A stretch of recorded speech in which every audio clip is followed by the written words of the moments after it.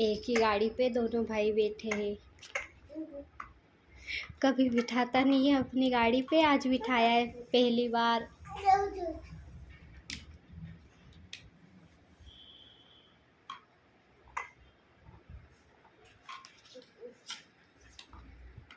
मत कर बाबू, गिर जाएगा वो। अरे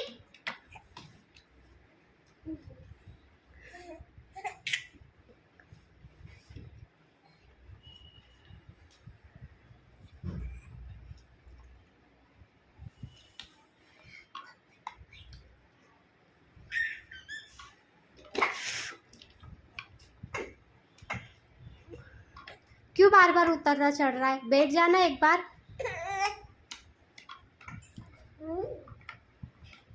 एकांश बैठा है।